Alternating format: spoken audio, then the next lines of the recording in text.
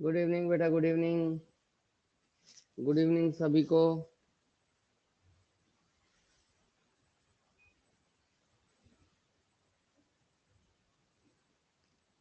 और क्या हाल चाल है सभी के? बढ़िया।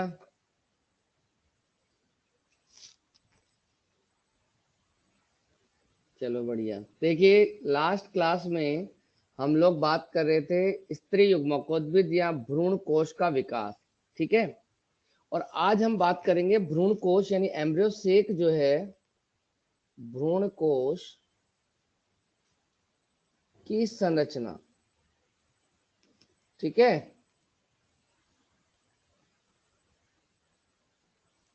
Structure of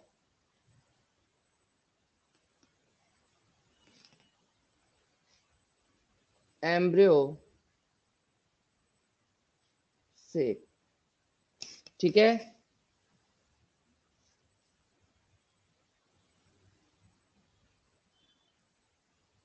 okay.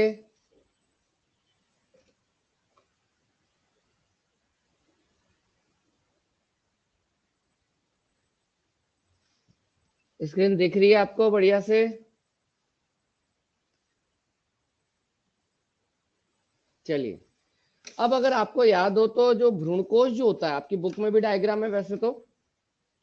अगर परिपक्व स्त्री युग्मकोद्भिद की हम बात करें तो ध्यान रखना, परिपक्व स्त्री युग्मकोद्भिद जो होता है 7 कोशिकीय व 8 केंद्र की होता है। सबको पता है। ठीक है। और परिपक्व स्त्री युग्मकोद्भिद जो होता है उसके जो निभागीय सिरा जो होता है, चैलेजल एंड वाला जो पार्ट होता है, वहां पर कोशिकाएं जो पाई जाती हैं। ठीक है। याद कीजिए कौन सी कोशिकाएं ये? प्रतिमुखी कोशिकाएं। ठीक है। और जो बीजांड द्वारीय सिरा है, माइक्रोपाइलर एंड जो होता है, वहां पर 3 कोशिकाओं का समूह होता है, जिसमें से एक बड़ी जो होती है अंड कोशिका। हालांकि आपको ध्यान रखना है, अंड कोशिका का केंद्रक जो होगा ना वो इस तरफ रहेगा, ये थोड़ा ध्यान रखना चाहिए। और 2 होती हैं बेटा क्या? सहायक कोशिकाएं। ये जो सहायक कोशिकाएं जो होती हैं, एक मिनट ग्रीन से ही बना देता हूं। ये जो सहायक कोशिकाएं जो होती है ना, उन सहायक कोशिकाओं के बीजांड द्वार वाले सिरे पर एक संरचना पाई जाती है बेटा, जिसको कहते हैं तंतु रूपी समुच्चय, फीलीफॉर्म अपरेटस। तो अगर मैं इस ये सहायक कोशिकाओं की बात करूं तो सहायक कोशिकाओं में वैक्यूल जो होती है ना, वो तो इस साइड में रहती है। वैक्यूल जो होती है इस साइड में रहती है, और जो न्यूक्लियस जो होता है ना वो यहाँ होता है। और ये जो दिख रही है सहायक कोशिकाएं, इनके यहाँ पर अंगुली समान संरचनाएं पाई जाती है, फिंगर लाइक स्ट्रक्चर्स होती है यहाँ पर। ये जो दिख रही है ना यहाँ पर, ये फिंगर लाइक स्ट्रक्चर जो होती हैं, इन फिंगर लाइक स्ट्रक्चर्स को कहा जाता है तंतु रूपी समुच्चय। ठीक है बेटा, ये बनाना नहीं है, इस एम्ब्रियो सेक है। ठीक है। चलो, अब ध्यान दीजिएगा, ये बिल्कुल बीच वाली जो कोशिका होती है, जो बीच वाली कोशिका, उस बीच वाली कोशिका को अपन क्या कहते हैं बेटा? केंद्रीय कोशिका। जैसा हमने कहा था, 3+2+3 स्टेज जब आ जाती है तो 8 में से कितनी कोशिकाओं के चारों तरफ भित्ति बनेगी बेटा? लास्ट में वॉल का फॉर्मेशन 8 में से कितनी कोशिकाओं के चारों तरफ वॉल का फॉर्मेशन होगा? 6, है ना? तो बाकी ये बीच वाली के तो पहले से ही वॉल है। क्यों? क्योंकि ये तो अपन को पता है कि पहले वाली जो कोशिका जो थी उससे ही विकसित हुआ होगा। लेकिन एक बात मैंने बोली थी, इसके अंदर जो केंद्रक होंगे ना, ध्रुवीय केंद्रक, पोलर न्यूक्लियस होंगे, वो थोड़ा सा अंड समुच्चय के पास में रहेंगे। ठीक है। तो अब अगर मैं इस चित्र में नामांकन करूं तो कहूंगा ये तो है एंटीपोडल सेल्स, प्रतिमुखी कोशिकाएं।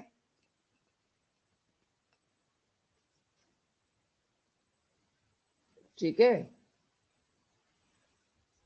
अच्छा, प्लॉइडी याद रखनी है सबकी, प्लॉइडी जरूरी है। हाँ हाँ, मजाक कर रहा था बेटा, ड्रॉ कर रहा, कर लो तो कर लो। वैसे तो आपकी बुक में भी होगा, लेकिन क्लियर अगर ना दिखे तो आपको, जैसे अपन ने थोड़ा सा ढंग से दिखा दिया तो इसलिए थोड़ा काम आ जाएगा, और क्या। बाकी कोई परेशान होने की जरूरत नहीं है ना, आपकी बुक में भी है। तो ये एंटीपोडल सेल्स है ये। ठीक है। ब्राइटनेस कम करूं? अब देखो, ठीक है ना? हाँ, ओके। अच्छा, ये कोशिका का नाम क्या होगा बेटा? इस कोशिका का नाम क्या होगा? इस कोशिका का नाम होगा, अभी फिलहाल केंद्रीय कोशिका है, सेंट्रल सेल है, लेकिन निषेचन से पहले यह प्राप्त क्या कहलाएगी? द्वितीय केंद्र कोशिका कहलाएगी। और ये जो है इसके अंदर क्या है? ध्रुवीय केंद्रक है, पोलर न्यूक्ली।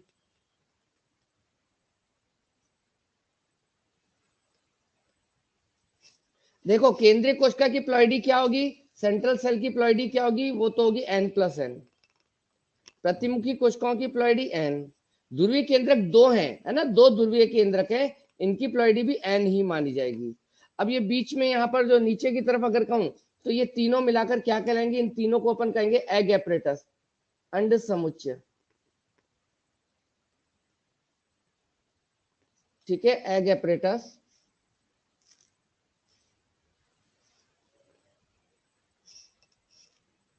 ठीक है, और ये जो एग एपरेटस है उसमें ये वाली जो कोशिका है ये तो हो गई अंड कोशिका,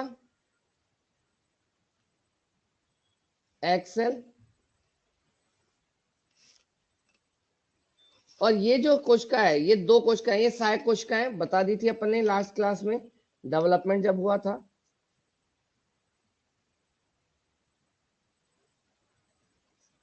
इनकी प्लॉइडी भी एन होगी, है ना, सिनर्जी सेल, सही है।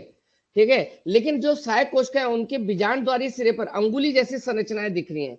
ये जो अंगुली जैसी संरचना है ना, इनको कहते हैं तंतु रूपी समुच्चय, जिसका कार्य होता है पराग नलिका को दिशा निर्देशन प्रदान करना। जब पराग नलिका अंदर प्रवेश करेगी ना बेटा, तो उनको दिशा निर्देशन प्रदान करने का कार्य करेगा।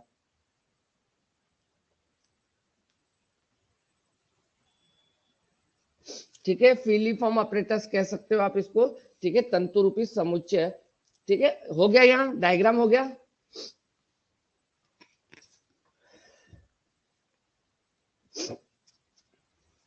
चलिए, अब हम इसकी थोड़ी सी फटाफट से संरचना को डिस्कस कर लेते हैं और फिर अगला टॉपिक स्टार्ट करेंगे।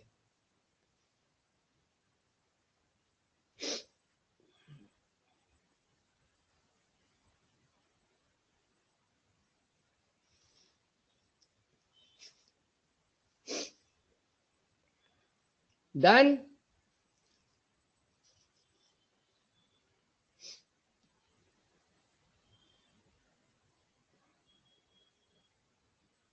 ओके, बहुत सिंपल टॉपिक है, बहुत ही सिंपल टॉपिक। जो अपने शुरू शुरू में वो पढ़ा था ना आप लोगों ने, आवृत बीजियों वाला टॉपिक, जीवन चक्र वगैरह, वहीं आ गया था ये तो। वैसे बस थोड़ी बहुत डिटेल जो है ना, अपने क्या होता है क्वेश्चन बस कैसे निकलेगा वो फोकस करो, क्वेश्चन क्या क्या निकल सकते हैं, है ना। हाँ बेटा, जुकाम ही लगी है।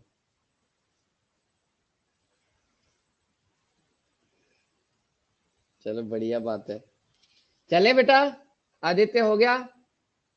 और अगर देखो डायग्राम अगर आपको लगे ना कि नहीं टाइम लग रहा है, तो आप स्क्रीनशॉट ले लिया करो, है ना, कोई दिक्कत वाली बात नहीं, है ना। चले आगे। चलो, अब अपन इसको थोड़ा सा फटाफट से लिख लेते हैं ना, लिखने का काम करना है अपन को। चलिए, अब पहली चीज तो अगर आपसे कोई पूछ रहा है, कोई तो कौन पूछेगा, मैं ही पूछ लेता हूं कि जो भ्रूण कोश जो होता है आवृत बीजी पादपों में, भ्रूण कोश यानी एम्ब्रियोसेक जो होगा,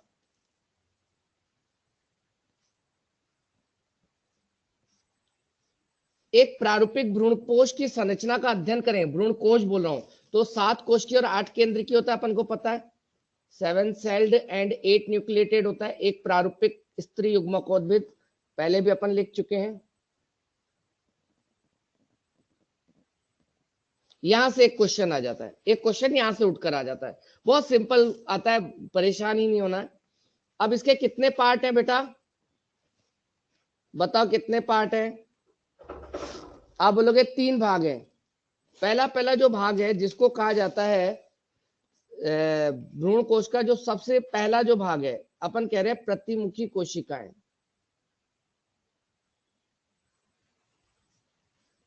प्रतिमुखी कोशिकाएं, एंटीपोडल सेल्स, एंटीपोडल सेल्स। अब देखो, ये जो एंटीपोडल सेल्स हैं, है ना, इनकी अपन देखो पहले बताओ संख्या कितनी है, आप बोलोगे संख्या तो सर 3 है। किस दिशा में है, तो हम बोलेंगे निभागीय सिरे की ओर।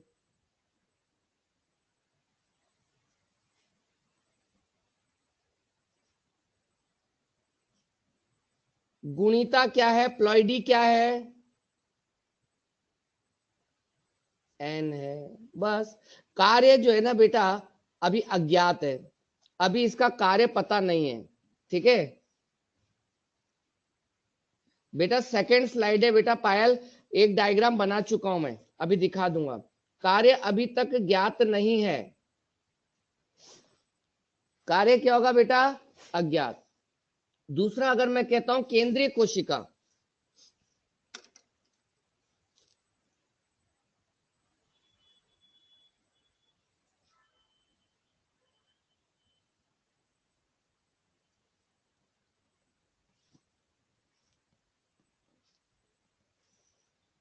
ठीक है, हमको पता है ये केंद्र में स्थित सबसे बड़े आकार की कोशिका है। क्वेश्चन अगर आता है तो सबसे बड़ी कोशिका यही है, केंद्र में उपस्थित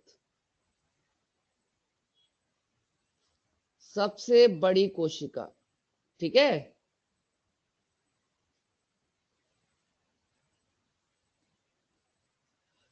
गुणिता अगर कहूंगा तो कितनी होगी गुणिता इसकी, n+n होगी। लेकिन हमें ध्यान रखना है निषेचन से ठीक पूर्व, फर्टिलाइजेशन से ठीक पहले, इसमें दो ध्रुवीय केंद्रक है ना, इसमें उपस्थित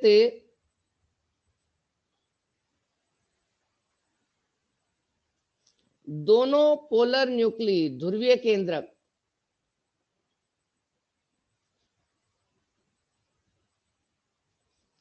आपस में संलयित हो जाते हैं।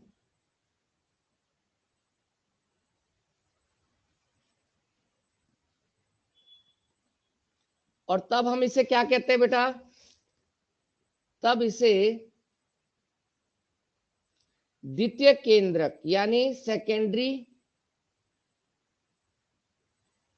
न्यूक्लियस सेल, द्वितीय केंद्रक कोशिका कहते हैं। तो प्लॉइडी क्या हो जाएगी, द्वितीय केंद्रक कोशिका की 2n हो जाएगी, और क्या है।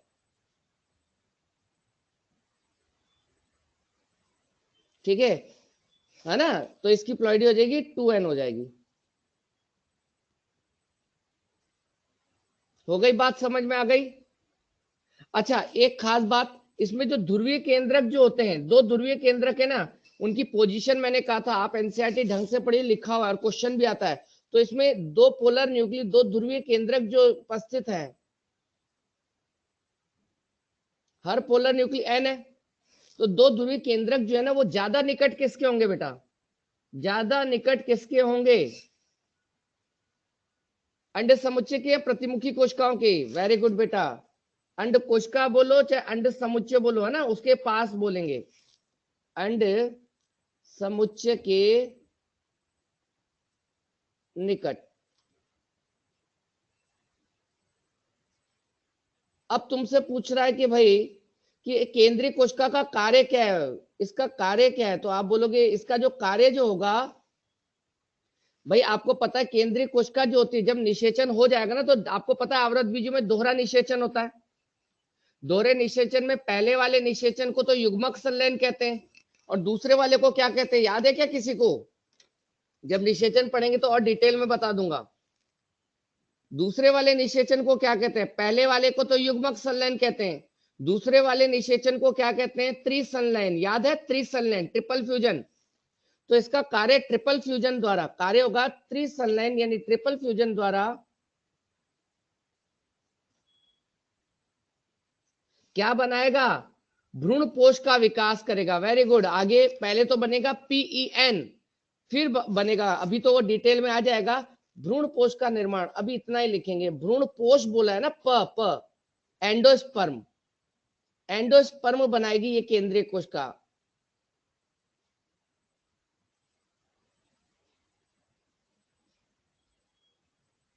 अब ये कैसे बनेगा तो थोड़ा इंतजार भी कर लो बेटा, सेकंड पेज है बेटा, ठीक है। अब तीसरा वाला जो पार्ट है उसको अपन क्या कह रहे हैं, एग एपरेटस, अंडे समुच्चय कह रहे हैं।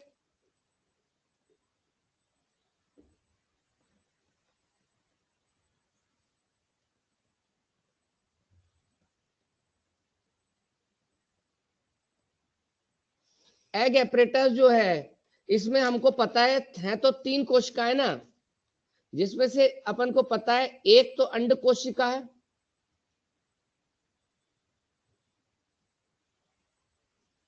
एक एग सेल है जो कि फीमेल गैमिट की तरह काम करेगी। ये फीमेल गैमिट है, अंड कोशिका तो फीमेल गैमिट है आवृत बीजियों में, ठीक है। और इसकी अगर मैं प्लॉइडी कहूं तो गुणिता एन ही होगी, डायग्राम में दिखा दिया है। इसका जो कार्य जो होगा वो क्या होता है आपको पता है, जब निषेचन होगा, बेटा ध्यान दीजिएगा, जो लोग नहीं जानते उनको बता दें, आवृत बीजियों में एक नर युग्मा का संलयन तो केंद्रीय कोशिका से होता है जिससे त्रिगुणित भ्रूणपोष बनता है, और अंड कोशिका से संलयन होगा तो युग्मनज बनेगा ना, और युग्मनज से क्या बनेगा, भ्रूण का विकास। तो इसका कार्य होता है निषेचन, जिसको सत्य निषेचन कहते हैं, ठीक है। सत्य निषेचन, ट्रू फर्टिलाइजेशन, सिनगैमी, जानते हैं ना सिनगैमी, सत्य निषेचन द्वारा भ्रूण का निर्माण, पहले तो युग्मनज बनेगा फिर भ्रूण बनेगा ना, सत्य निषेचन द्वारा भ्रूण का निर्माण, पहले युग्मनज बनेगा फिर भ्रूण बनेगा, तो परेशान नहीं होगा, आगे आएगा। हाँ कोई बात नहीं बेटा,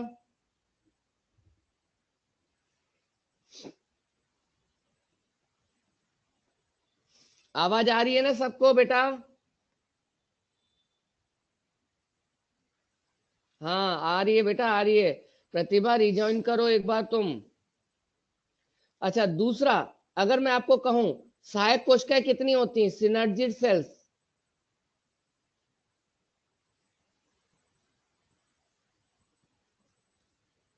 कितनी होंगी?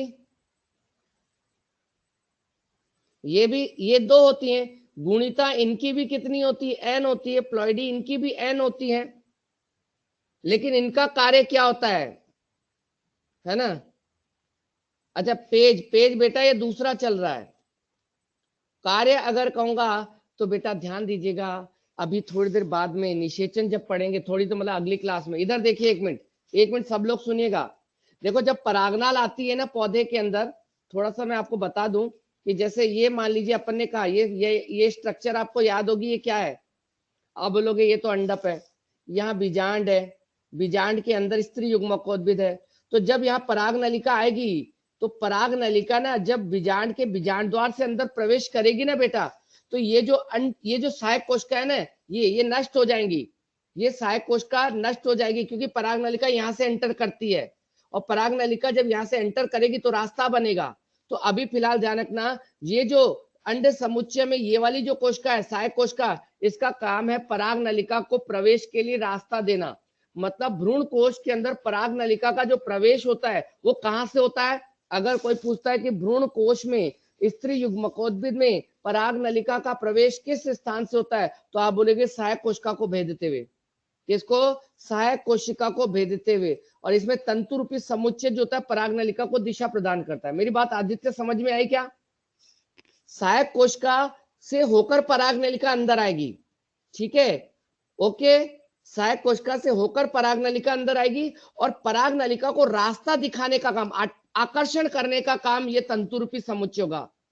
होता है ना कई बार आप कहीं पर जाते हैं और आपके पास गाड़ी हो तो बाहर गार्ड खड़ा रहता है, तो गार्ड आपको बताता है नहीं नहीं यहाँ से नहीं, इधर से अंदर से आओ, तो गार्ड तो केवल रास्ता दिखाता है ना, बाकी जाने का द्वार तो अलग ही होता है ना। तो यानी कहने का मतलब सहायक कोशिका से होकर ही पराग नलिका अंदर जाएगी, और तंतु रूपी समुच्चय जो होगा वो दिशा निर्देशन का कार्य करेगा। क्लियर? बाकी निषेचन में पढ़ेंगे अपन। तो इसका अगर कार्य कहूं तो पराग नलिका को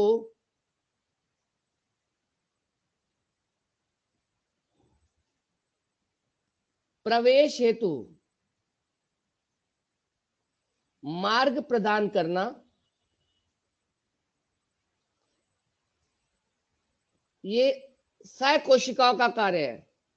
हाँ बिल्कुल, कीमोटैक्टिक मूवमेंट होते हैं बेटा, कीमोटैक्टिक इलेक्ट्रोस्टैटिक मूवमेंट्स, रासायनिक पदार्थ जो होते हैं ना उनसे आकर्षित होकर ही जो प्रक्रियाएं होती हैं।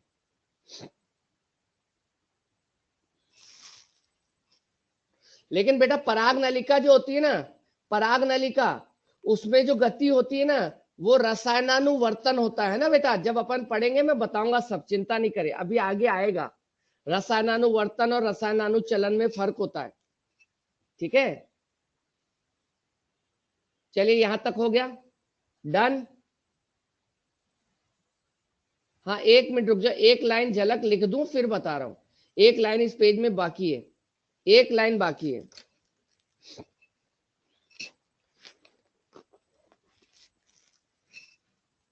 ठीक है, एक अगर मैं कह रहा हूं कि तंतु रूपी समुच्चय क्या है, वैसे तो मैंने समझा तो दिया, नोट्स भी तो पूरे हों। तंतु रूपी समुच्चय, फिलीफॉर्म ऑपरेटर्स,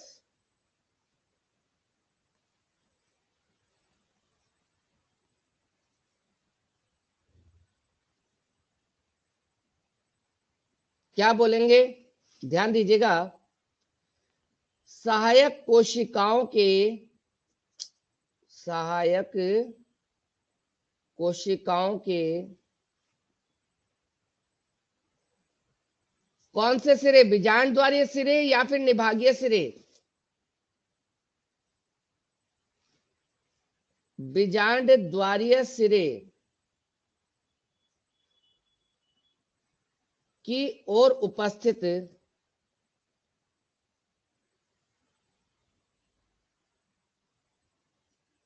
तंतु रूपी स्थूलन कह दो चाहे तंतु रूपी संरचना कह दो, थिकनिंग होती है बेटा ये, है ना।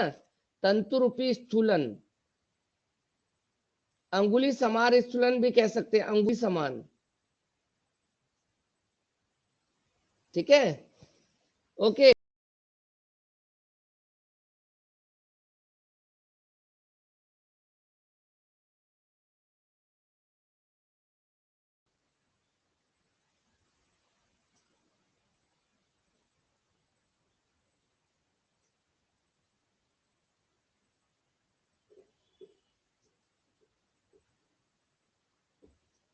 ठीक है, ये इस तरीके से ये आपका जो है ये स्त्री युग्मकोद्भिद की जो संरचना है, भ्रूण कोश की संरचना जो है कंप्लीट होती है। एक बार पूरा पेज दिखा दे रहा हूं बेटा।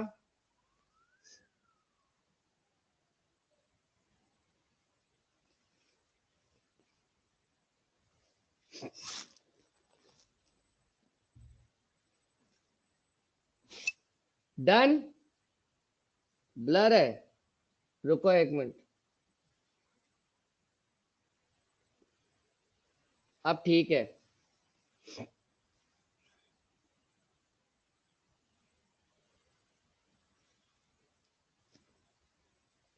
चलो हटा दें। अब हम लोग अपना टॉपिक आगे बढ़ाएंगे जिसका नाम है परागण, पोलिनेशन, ठीक है। चलो लास्ट में स्क्रीनशॉट ले लेना, हो सकता है कुछ मिस हो गया हो तो।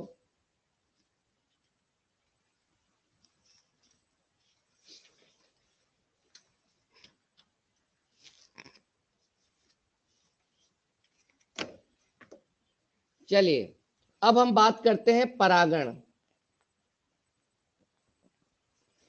पॉलिनेशन।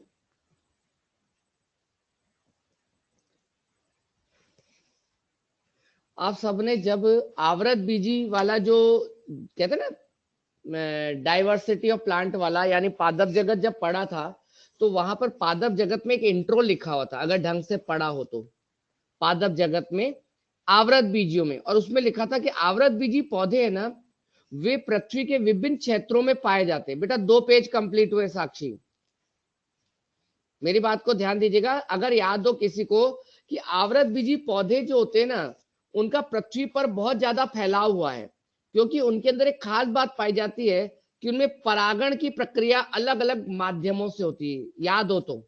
जैसे अगर याद हो अनावृत बीजियों में तो केवल वायु द्वारा ही तो परागण होता है, जिम्नोस्पर्म में केवल वायु द्वारा ही परागण होता है, लेकिन इनमें तो परागण के लिए अनुकूलन पाया जाता है ना, air, water, insect, very good. तो ये बहुत खास पॉइंट है, ध्यान दीजिएगा। फिलहाल परागण होता क्या है, हमको सबको पता है कि कोई भी जो फ्लावर है, जैसे मान लो ये है फ्लावर, ठीक है, फ्लावर सब जानते हैं अच्छे से, बनाने की कोई जरूरत नहीं है, बस समझिए।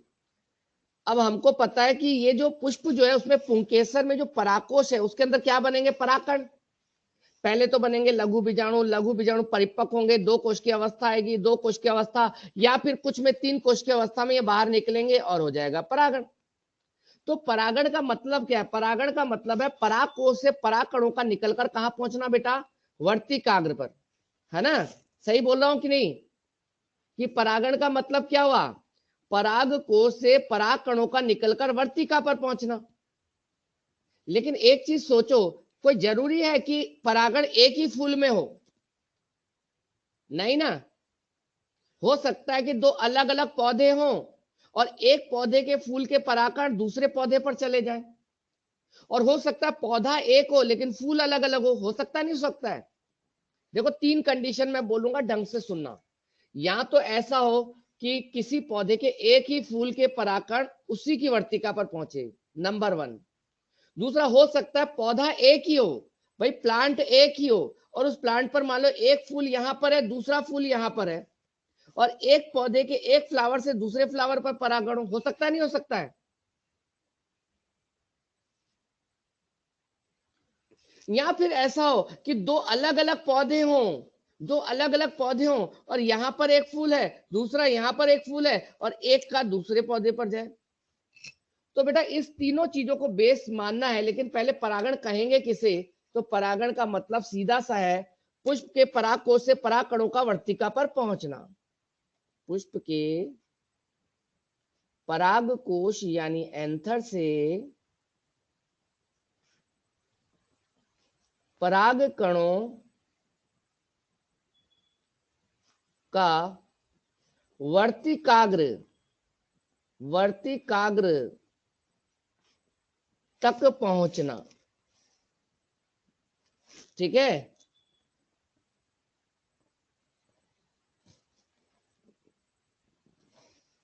ठीक है, और मैं यहाँ पर एक महत्वपूर्ण बिंदु लिख रहा हूं, वेरी मोस्ट पॉइंट। जैसा मैंने आप लोगों को बोला कि पुष्पी पादप जो होते हैं, आवृत बीजी जो होते हैं, उनमें परागण हेतु विभिन्न युक्तियों का पाया जाना इसे विभिन्न आवासों में अनुकूलित करता है, ठीक है।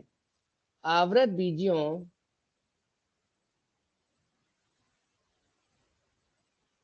में परागण हेतु विभिन्न, यानी अलग अलग डिफरेंट काइंड ऑफ एजेंट्स काम में आते हैं ना, विभिन्न युक्तियों के उपयोग के कारण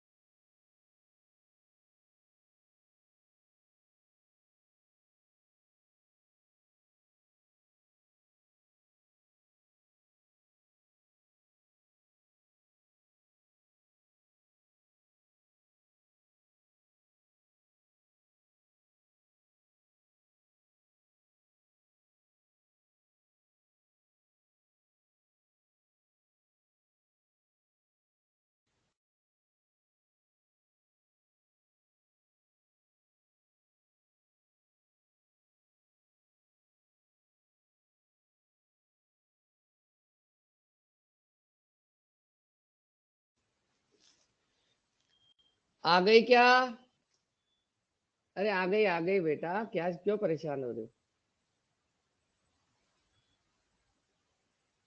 ठीक है ना, बीच बीच में प्रॉब्लम हो जाती, क्या दिक्कत है। तो यहां पर बेटा हम जो परागण है ना, पॉलिनेशन के 3 प्रकार पढ़ने जा रहे हैं।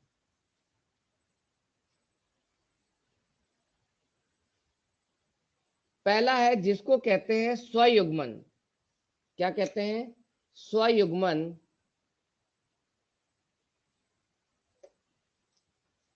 यानी ऑटोगेमी। दूसरा हम पढ़ेंगे, स्क्रीन आ गई बेटा?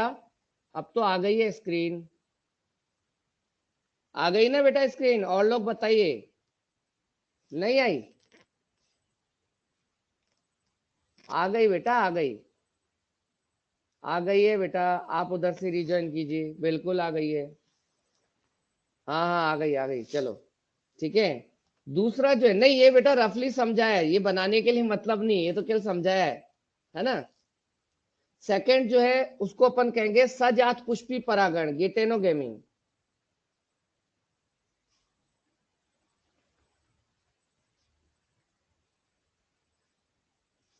ठीक है, गेटेनोगेमी।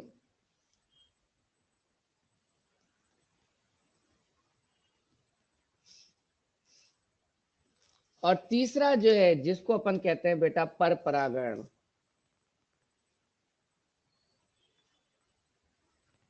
पर परागण, क्रॉस पॉलिनेशन।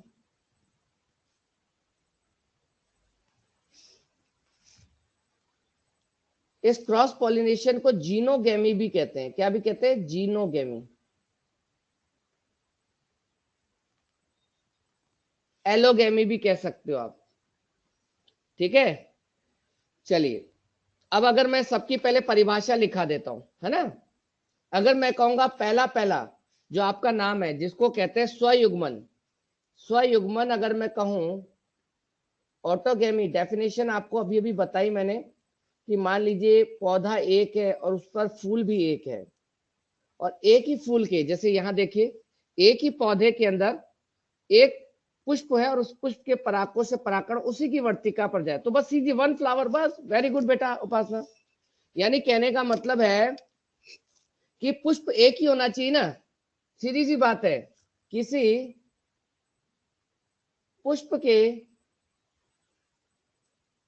पराग कोश से पराग कणों का उसी पुष्प की वर्तिकाग्र पर पहुंचना, सही है? उसी पुष्प की वर्तिकाग्र पर पहुंचना। इसके बारे में हम बहुत ज्यादा डिस्कस करने वाले हैं आगे, अनुकूलन पढ़ने वाले हैं, ठीक है, इसके एडेप्टेशन पढ़ने वाले हैं। वर्तिकाग्र तक पहुंचना, और बहुत खास बात है, ध्यान दीजिएगा।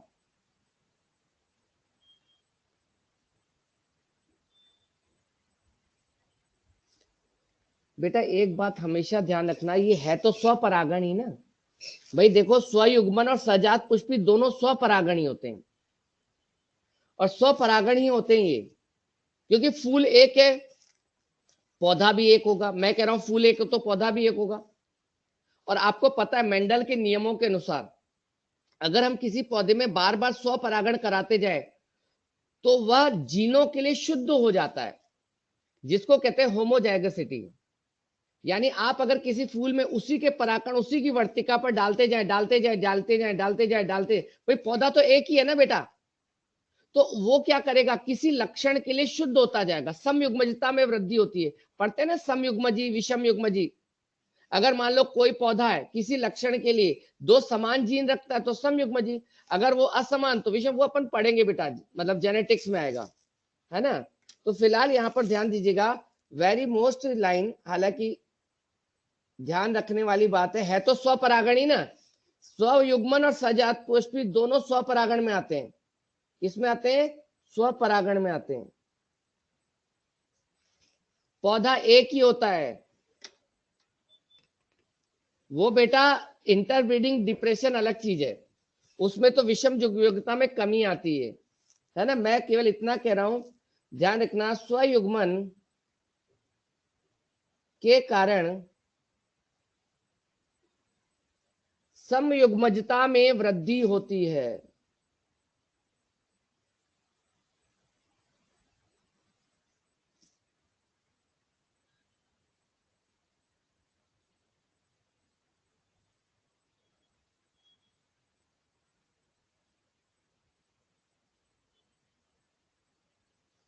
डन।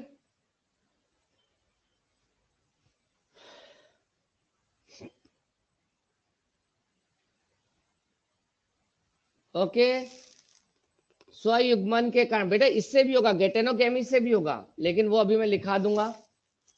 अभी फिलहाल यहां तक पेज हटा देता हूं।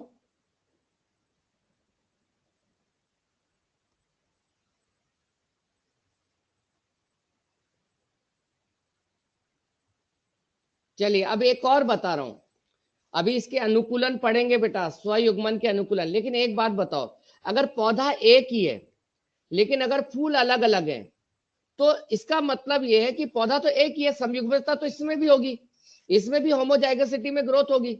लेकिन ध्यान देना बेटा, ये तीसरा पेज है। लेकिन एक चीज सुनो मेरी बात को, जब एक ही पौधे के एक फूल से दूसरे फूल पर परागण होगा, तो इसके लिए कोई ना कोई कारक या एजेंट तो चाहिए ना, कोई ना कारक या एजेंट तो चाहिए। बिना कारक या एजेंट के तो हो ही नहीं सकता। हाँ, मैं दोबारा बता देता हूं, कौन सी लाइन बेटा दलजीत, कौन सी लाइन दलजीत? ये वाली। अच्छा, ये देखो ऐसा होता है कि बेटा आपको मेंडल के नियम पता हो तो अपन को पता है, कोई भी जो लक्षण होता है ना, उसका कारण कोई भी जीन होता है, पता है ना।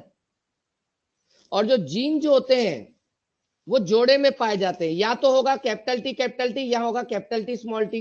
याद आया थोड़ा थोड़ा?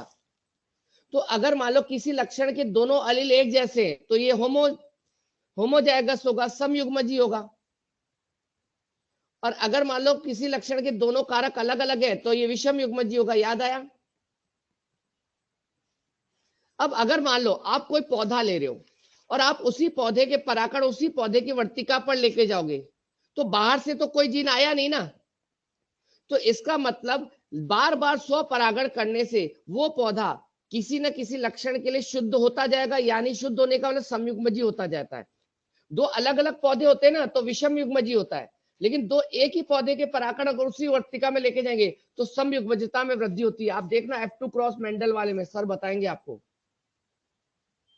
आया ना? तो बस ये वाली लाइन थी, बाकी जेनेटिक्स में आपको F2 जनरेशन में पता चल जाएगा। चलिए अब मैं लिख रहा हूं दूसरा, जिसका नाम क्या है? गेटेनोगेमी। गेटेनोगेमी का मतलब मैंने बताया कि पौधा तो एक ही है, फूल अलग अलग है। ठीक है, लिख रहा हूं मैं परिभाषा। सेकेंड, ये पेज हटा दे रहा हूं ना। ओके बेटा,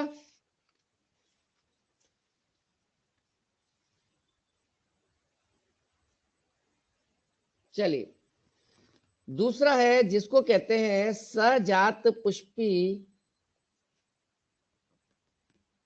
परागण। ठीक है, गेटेनोगेमी।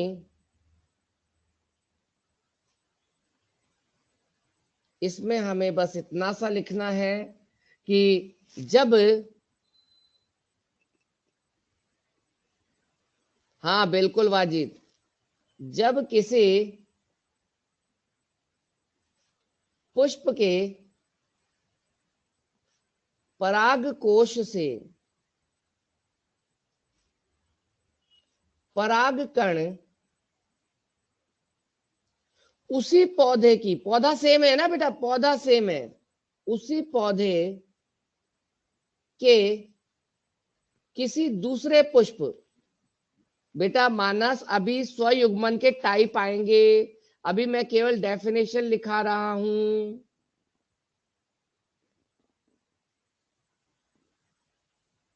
ठीक है, उसी पौधे के किसी दूसरे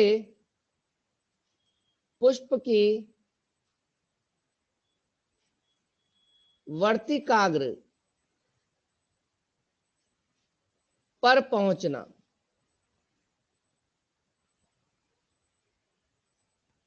जब अपन ये बेस कर लेंगे ना तो मैं आपको लिखाऊंगा कि भाई एक ही पौधे पर दोनों फूल हैं, नर और मादा दोनों फूल है, तो क्या होगा, सब आ जाएगा।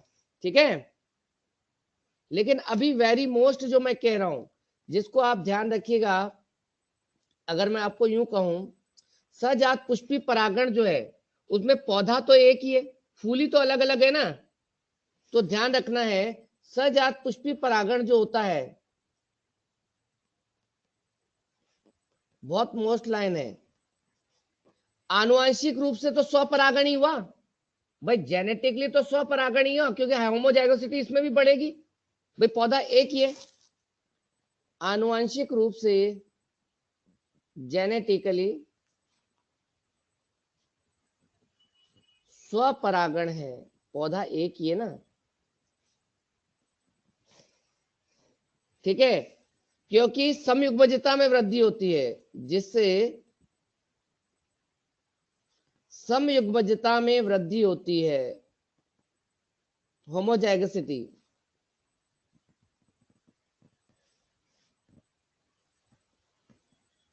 लेकिन मैंने कहा फूल अगर अलग अलग हैं, तो जैसे पर परागण होता है ना, उसमें माध्यम चाहिए ना हमको, कीट चाहिए, जल चाहिए, या कुछ और भी चाहिए।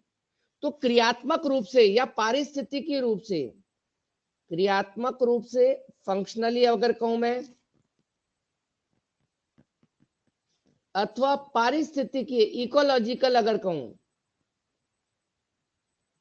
क्योंकि एजेंट चाहिए इसमें,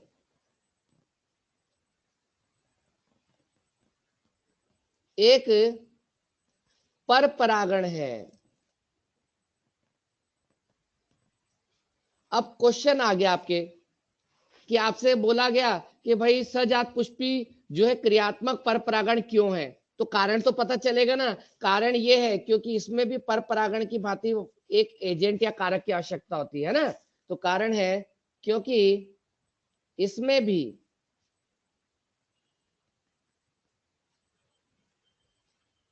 पर परागण की भांति क्रॉस पॉलिनेशन की भांति क्या चाहिए, किसी एजेंट या कारक की आवश्यकता होती है। एजेंट समझ रहे ना, जैसे कीट, जल, वायु।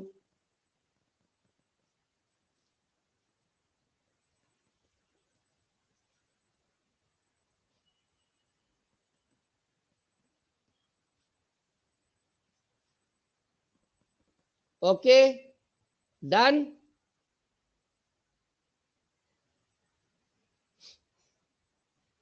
सही है गलत है?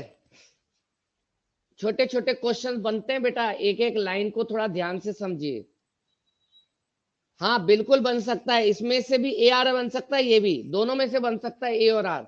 अगर ये स्टेटमेंट आ जाए सजात पुष्पी परागण जेनेटिकली एक सेल पॉलिनेशन है, तो कारण क्या बोलेंगे, क्योंकि इसमें भी होमोजाइगोसिटी बढ़ती है। आगे ना ए और आर, ऐसे ए और आर।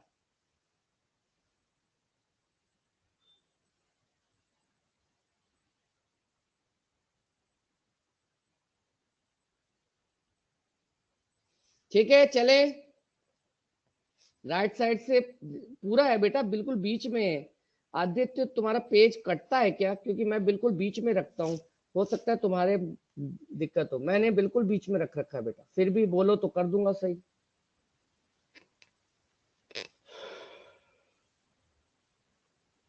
क्या बात है, मकर संक्रांति का असर है क्या? आज बच्चे उतने नहीं है जितने लास्ट क्लास में थे।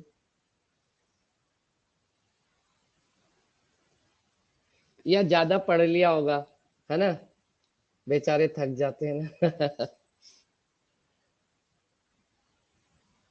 ज्यादा नहीं बेटा, 150 के आसपास ही है। हाँ होशियार हो गए होंगे, ये भी है। अच्छा अच्छा अच्छा। नहीं बेटा, फर्स्ट क्लास में तो 250 थे बेटा, 100 लोग कम है आज।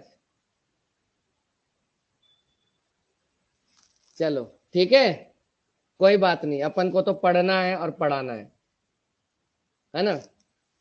थर्ड नंबर पर एक और है जिसको मुझे भी तो सुबह से शाम लेनी पड़ रही है क्लास, तो भाई बच्चे भी ले सकते हैं, लेकिन अब ये होता है ना कि कई बार परेशान हो जाते हैं बेचारे, और फिर रिकॉर्डेड क्लास ले लेते हैं, ऐसी बात नहीं है। चलो पर परागण की बात करते हैं। क्रॉस पॉलिनेशन,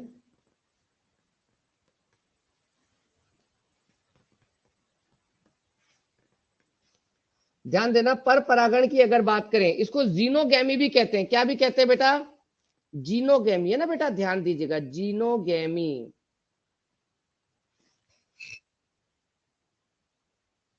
सेकंड लाइन कौन सी बेटा? ये वाली? लोकेश, ये वाली बतानी है क्या? क्रियात्मक रूप से या पारिस्थितिक रूप से?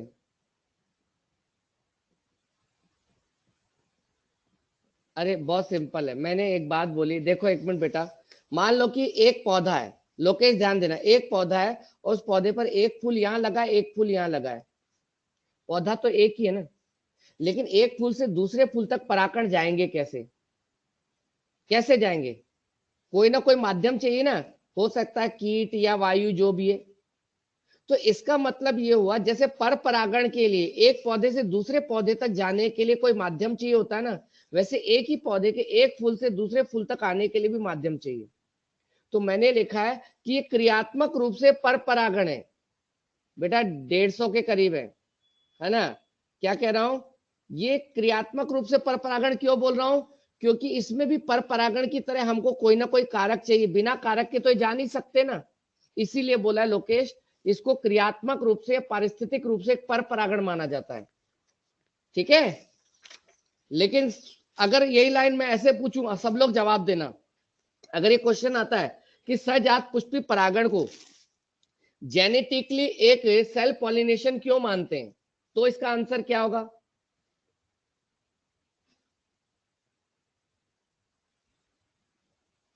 या आनुवंशिक दृष्टि से क्यों माना जाता है स्वपरागण? हाँ, क्योंकि इससे समयुग्मजता बढ़ती है, समयुग्मजता में बढ़ोतरी होती है ना?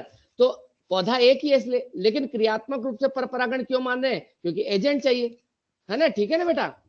दोनों मैंने लिख दिए, आपको कुछ नहीं करना, आपको बस पढ़ना है, आपको केवल पढ़ना है, बाकी समझ में आ गया हो तो बताओ। ठीक है? अब पर परागण में क्या होता है दलजीत, पर परागण में पौधा एक ही होगा या अलग अलग होगा, बताओ? पर परागण में पौधा एक होगा या अलग अलग होगा? तो फूल भी अलग अलग होंगे बेटा, जब पौधे अलग अलग होंगे तो फूल भी तो अलग अलग होंगे।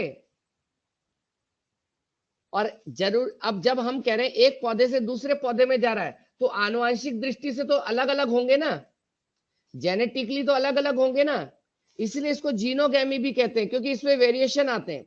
मेंडल ने प्रयोग किए थे, तो एक मटर का पौधा लंबा लिया, एक बोना लिया, दो पौधों के बीच क्रॉस करवाया ना, तो बस वही चीज है।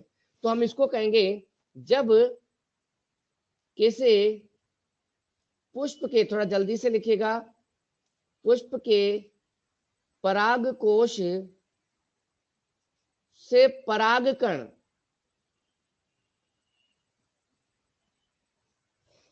उसी जाति के, जाति तो सेम होगी, उसी जाति के किसी दूसरे, लेकिन जरूरी नहीं है, कृत्रिम परागण में जाति चेंज भी कर देते कई बार। ठीक है? जैसे रेफेनोब्रेसिका बनाते हैं, जब किसी पुष्प के परागकों से परागकण उसी जाति के किसी दूसरे पुष्प, किसी दूसरे पौधे के पुष्प की वर्तिकाग्र पर पहुंचते हैं,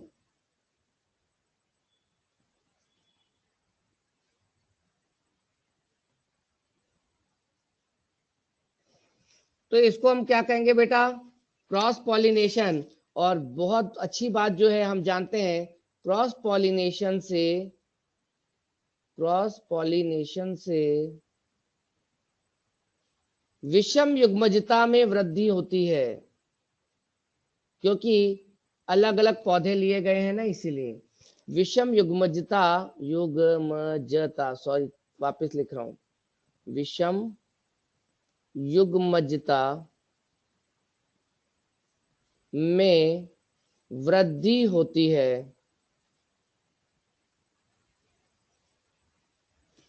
ठीक है। और विषम युग्मजता में क्यों वृद्धि हो रही है? क्योंकि कारण सीधा सा है। इसका कॉज क्या है? इसका कॉज ये है क्योंकि आनुवंशिक, क्योंकि इसमें आनुवंशिक दृष्टि से भिन्न, आनुवंशिक दृष्टि से भिन्न पौधों के बीच परागण होता है।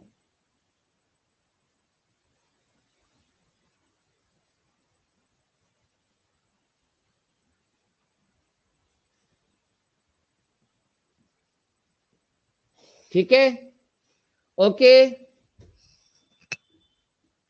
बेटा। स्पीच डिफरेंस हो सकती है ना, लेकिन वो खुद नहीं होगा ना, कराना पड़ेगा लोकेश। अपन को प्लांट ब्रीडिंग प्रोग्राम जो होता है उसमें करवाना पड़ता है। याद करो, सर ने कभी बताया आपको, रेफेनोब्रेसिका तैयार करते हैं तो रेफेनस सेटाइवस और ब्रेसिका ओलेरिसिया के बीच क्रॉस करवाते हैं। वो भी क्रॉस पॉलिनेशन ही है। वो मानव कृत्रिम तरीके से करता है। नेचुरली तो ज्यादातर चांसेस यही रहते हैं ना, नेचुरल में तो चांसेस यही रहते हैं। वो तो रेयर केस है बेटा, है ना बेटा, जो मानव करता है। चलें, डन।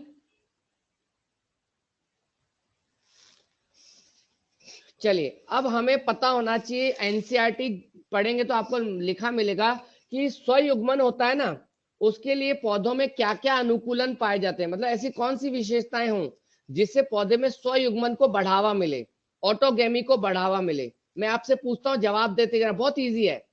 पहले मुझे जवाब दो, अगर मान लो कोई फूल उभयलिंगी है तो उसमें स्वयुग्मन होने के चांस होंगे या नहीं होंगे? होंगे या नहीं होंगे? मान लो कोई उभयलिंगी फूल है, एक फूल के अंदर ही दोनों जननांग है, तो चांस बढ़ेंगे नहीं घटेंगे? बढ़ेंगे। और चलो अगर कोई फूल एक लिंगी है, एक लिंगी का मतलब या तो उसमें पुंकेसर है या फिर स्त्री केसर है, तो उसमें स्वयुग्मन के चांसेस होंगे क्या? नहीं होंगे ना। बस तुम लोग तो वैसे भी बहुत इंटेलिजेंट हो, है ना। चलो चलते हैं फिर, है ना। बहुत बढ़िया, किसी ने गलत जवाब ही नहीं दिया। चलें आगे चलें। चलो तो लिखते हैं, हेडिंग डाल देना स्वयुग्मन के अनुकूलन।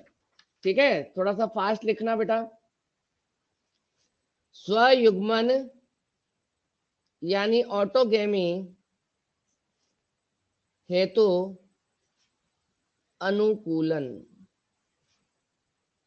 मतलब ये है कि ऑटोगेमी के लिए पौधे में क्या क्या विशेषताएं होनी चाहिए, या मतलब ये है ना बेटा, मतलब ये है कि ऑटोगेमी के लिए, स्वयुग्मन के लिए पौधे में क्या क्या विशेषताएं होनी चाहिए।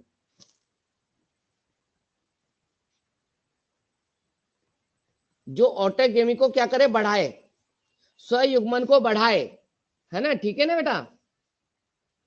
तो मैंने क्या बताया, पहली चीज कि पुष्प जो है वो उभयलिंगी होना चाहिए। और आपने फिजियोलॉजी में, मॉर्फो में पढ़ा होगा, इसको क्या कहते हैं, मोनोक्लाइनी कहते हैं या डाइक्लाइनी कहते हैं? पुष्प अगर उभयलिंगी हो तो मोनोक्लाइनी होगा, डाइक्लाइनी होगा? अरे बेटा गलत जवाब, डाइक्लाइनी। मोनोक्लाइनी का मतलब तो होता है कि एक फूल के अंदर एक ही प्रकार का जननांग हो। भुलक्कड़ प्रजाति हो, तुम लोग भी भूल जाते हो बहुत।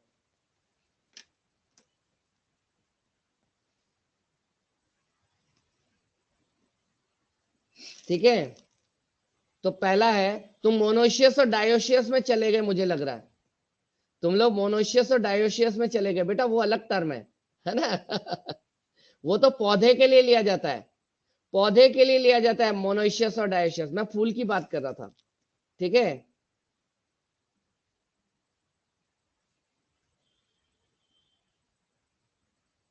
हाँ लिखे। तो पहला क्या लिखेंगे अपन, पुष्प उभयलिंगी। मैं गलत बोल रहा हूं क्या? एक मिनट चेक करता हूं, रुको एक मिनट, एक मिनट रुकना, एक मिनट रुकना। अरे बेटा, ऐसा हो तो नहीं सकता, लेकिन कभी कभी दिमाग से मिस हो जाए तो। रुको, मोनोक्लाइनस।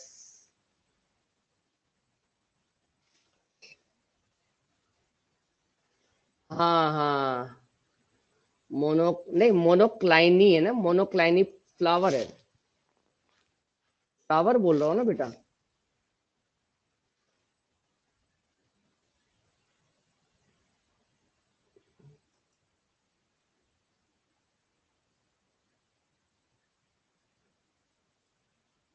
रुको एक मिनट बेटा।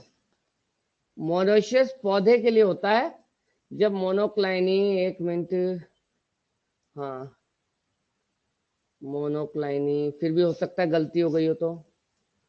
इन a flower bear complete by unisexual flower पर only one kind of sex organ, है ना। तो ये हो गया allogamy favoured by the monocliny. Monocliny तो हो गया एक, हाँ तो सही तो बोल रहा हूँ मैं। ठीक है, डाइक्लाइनी का मतलब दोनों होते हैं। ठीक है, सही है।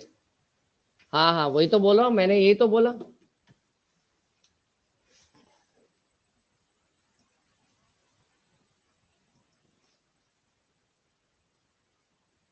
बेटा उभयलिंगी वाली बात तो सबको समझ में आ रही है। मैं तो मोनोक्लाइनी और डाइक्लाइनी बोल रहा हूँ बेटा। दोनों को एक कैसे मान रहे हो?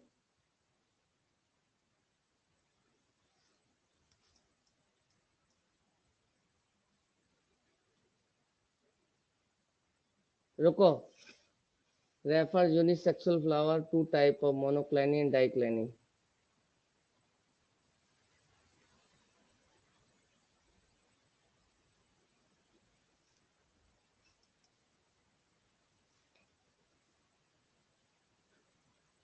चलो ठीक है ना, सही है।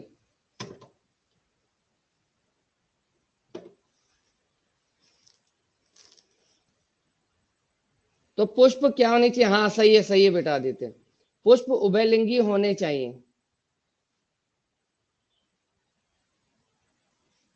यानी बाइसेक्सुअल होने चाहिए।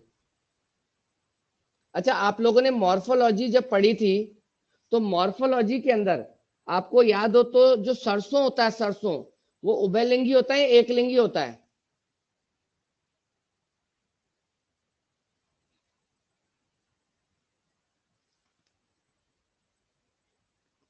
हाँ, उभयलिंगी होता है। ठीक है, तो इसका मतलब एग्जाम्पल अगर मैं कहूं तो क्या हो जाएगा? सरसों, ऐसे गुड़हल भी।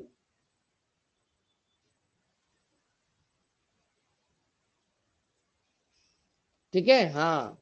चलो दूसरा, अगर मान लो किसी फूल के अंदर दोनों प्रकार के जन्नांग है, मान लो उभयलिंगी है, लेकिन अगर अलग अलग समय में परिपक्व होते हैं, तो अलग अलग समय पर परिपक्व होंगे तो क्या होगा? मुझे मेरी बात सुनो बेटा, जल्दी मत बोला करो, मैं जो पूछ रहा हूं उसका जवाब दो। मान लो कोई फूल उभयलिंगी है, जैसे मैंने कहा कि मान लो ये फूल उभयलिंगी है। ठीक है, ओके। अब मैंने कहा नर और मादा जन्नांग एक ही समय पर अगर अलग अलग समय पर अगर परिपक्व हो, तो स्वपरागण होगा या नहीं होगा? अलग अलग समय पर परिपक्व होंगे तो नहीं होंगे ना। लेकिन अगर मान लो एक ही समय पर परिपक्व हो तो क्या होगा? ठीक है, सही है। तो इसका मतलब ये हुआ कि पुष्प उभयलिंगी होने के साथ उसमें समकाल पक्वता, होमोगेमी होना चाहिए। वेरी गुड बेटा, होमोगेमी, यानी समकाल पक्वता होनी चाहिए।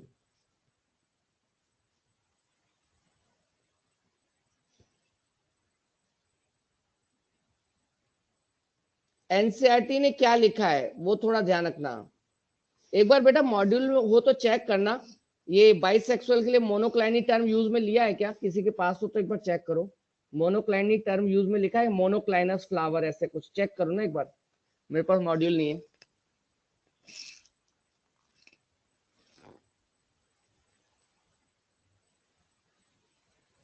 मैं जो बोल रहा हूँ, जब देखो लिखा है क्या मॉड्यूल के अंदर बाइसेक्सुअल फ्लावर के साथ में, तो अपन भी लिख लें।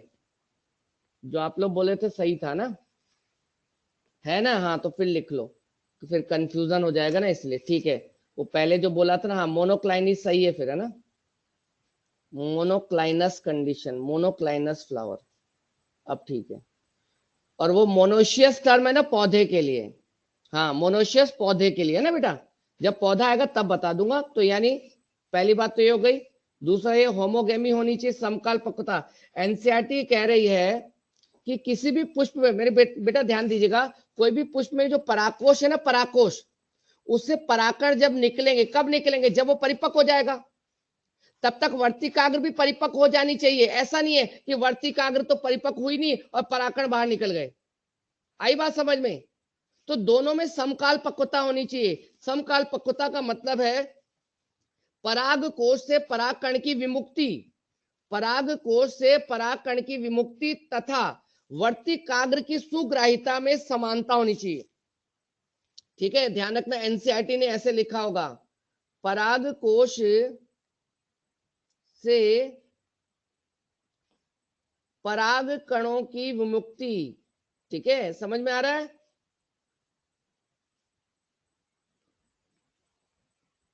तथा वर्तिकाग्र की सुग्राहिता, मतलब उसको एक्सेप्टेबिलिटी है ना, वर्तिकाग्र उसको ग्रहण कर रही है नहीं कर रही है, वर्तिकाग्र की सुग्राहिता में क्या होना चाहिए, समकालता होनी चाहिए, समय से साथ साथ होना चाहिए।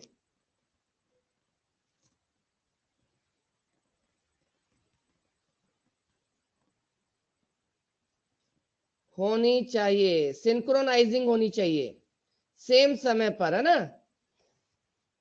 बताओ कोई दिक्कत?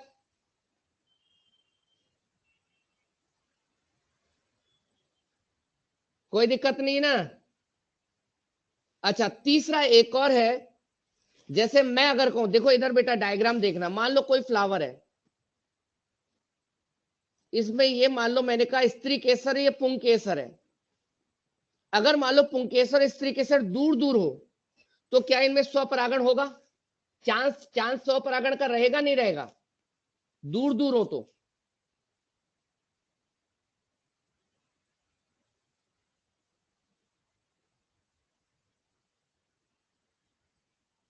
रहे हैं, होगा या नहीं होगा? मेरी बात को सुनो वाजिद, जो मैं कह रहा हूं, मान लो किसी फ्लावर में पुंकेसर और स्त्री केसर के बीच में दूरी ज्यादा है।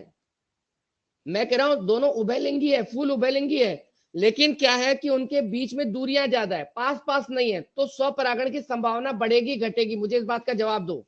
हाँ आदित्य, सही जवाब। कम चांस होगा, चांस तो होगा लेकिन कम चांस होगा ना बेटा, कम चांस होगा बेटा, ध्यान रखना।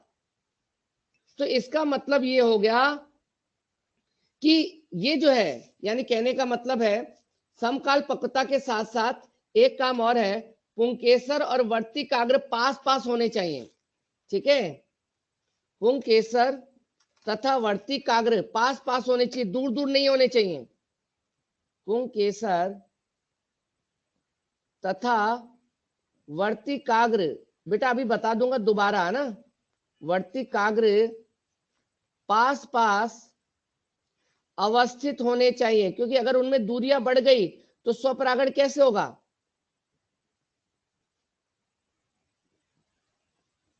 पास पास अवस्थित होने चाहिए। ठीक है, समझ में आया क्या? अब एनसीईआरटी ने इसको समझाने के लिए ना कुछ उदाहरण दिए।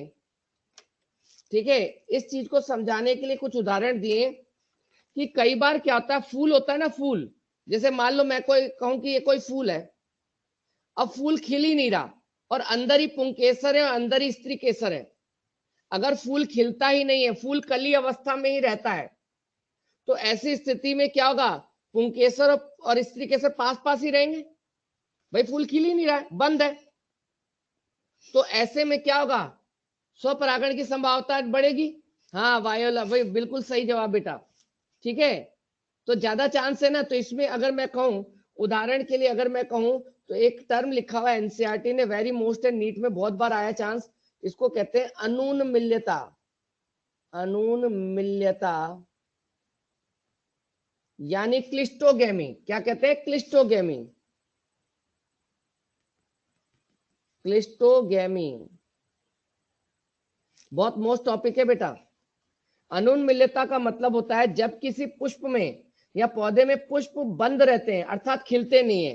हाँ, कॉमेलाइना, और भी नाम होंगे।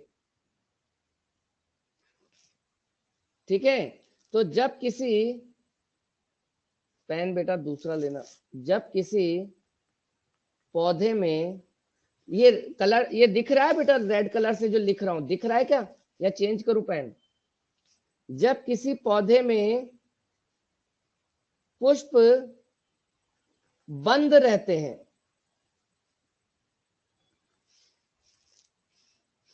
अर्थात क्या नहीं होते, खिलते नहीं है, अर्थात खिलते नहीं है,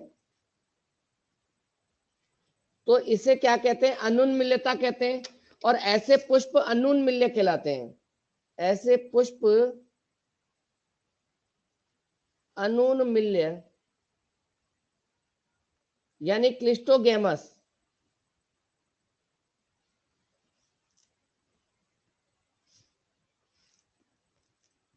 कहलाते हैं।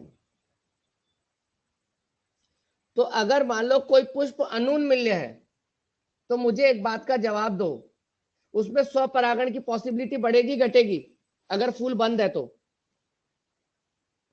बंद, हाँ बिल्कुल, क्योंकि बाहर से तो कोई परागण आ ही नहीं सकेगा ना भाई, फूल ही बंद है तो इसके पास तो उसी के परागण उसी की वर्तिका पर जाएंगे। ठीक है ना, तो समझ में आया? तो इसका एग्जाम्पल क्या क्या बता रहे हो, याद हो तो? एग्जाम्पल में एक तो वायोला है, दे रखा है एनसीईआरटी में, देखना, इसका नाम हिंदी में दे रखा होगा पानसी, सामान्य पानसी है ना, ऐसे कॉमन पानसी, कॉमन पानसी, सामान्य पानसी, ऐसे होगा, सामान्य पानसी, है ना।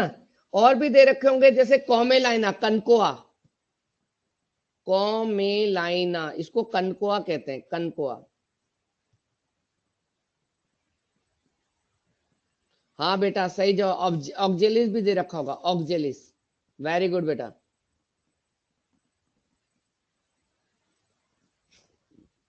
ठीक है, समझ में आ गया क्या? तो पुष्प अनुन्मिल्य होना चाहिए तो स्वयुग्मन की संभावना बढ़ेगी। आया?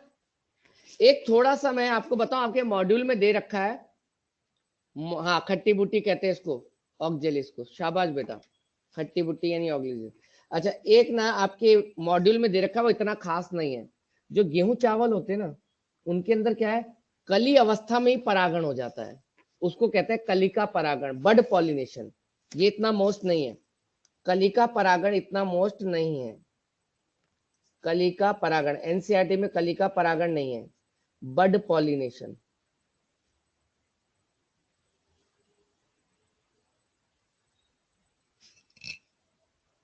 बेटा अंजलि अभी बता रहा हूं, अभी मैंने क्या हेडिंग डाली है बेटा अंजलि, स्वयुग्मन के अनुकूलन, तो मैं अभी चेस्मोगेमस भी पढ़ाऊंगा, अभी अभी परेशान मत हो, अभी मैं केवल वो चीज बता रहा हूँ जो स्वयुग्मन के लिए जरूरी है ना बेटा, अब भी आ जाएगा, थोड़ी सी देर की बात है। कलिका परागण का मतलब है, देखो दोनों में फर्क है या नहीं है मुझे बताना, पढ़ के बताना, अनुन्मिलित और कलिका परागण एक ही है या अलग अलग है, आप खुद सोचना, मैं नहीं बताऊंगा। तो अगर मैं कहूंगा जब किसी पुष्प में परागण कली अवस्था में ही हो जाता है, कली अवस्था में ही हो जाता है, मतलब खिलने से पहले ही, है ना बेटा, खिलने से पहले ही। अच्छा, अनुन्मिलितता का एक एग्जाम्पल मटर भी है बेटा, मटर होता है ना, मटर, है ना, मटर में भी आप अगर एग्जाम्पल में एक और लिखना चाहे तो मटर भी लिख सकते, पी भी लिख सकते, है ना। मटर के अंदर जो दलपुंज की आकृति होती है ऐसी होती है कि वो जन्नांगों को घेरे रहती है, ठीक है, वो भी लिख लेना। अब जब किसी पुष्प में परागण कली अवस्था में हो जाता है तो उसको कलिका परागण कहते हैं, और इसका एग्जाम्पल है बेटा गेहूं, गेहूं राइस वगैरह जो है ये। अब मुझे बताओ, आप लोग ज्यादा मत सोचो, मुझे बताओ अनुन्मिलित और कलिका परागण दोनों ही स्वयुग्मन को बढ़ाने के लिए, क्योंकि इन दोनों कंडीशन में पुंकेसर स्त्रीकेसर पास पास होते हैं, ठीक है, मुझे बताओ दोनों एक ही है या अलग अलग है, बस आप ये देख के बताओ दोनों एक ही बात है अलग अलग है। उपासना ने कहा डिफरेंट, अंशुल कह रहा नहीं सर एक ही है। विशाल कह रहा है अलग है और सेम। बेटा जो लोग अलग बोल रहे हैं वो समझ गए हैं, और जो लोग एक बोल रहे हैं वो गलत है बेटा। बेटा दोनों अलग अलग है बेटा। सुनो मेरी बात, 1 मिनट रुक जाओ, चैट बॉक्स में चैट करना बंद करो और मेरे शब्दों पे ध्यान दो, ठंडे दिमाग से सोचो। अनुन्मिल्यता में क्या होता है कि जो फूल है ना वो हमेशा बड में ही रहते हैं, मतलब कभी खिलते ही नहीं है, समझ रहे हो? ये कभी खिलेंगे नहीं, बंद ही रहते हैं। ओके, बंद ही रहते हैं, खिलते ही नहीं है। और कलिका परागण में खिलेंगे तो सही, लेकिन खिलने से पहले यानी कली अवस्था में ही परागण हो जाता है। दोनों अलग अलग हुए ना बेटा, आया समझ में या नहीं?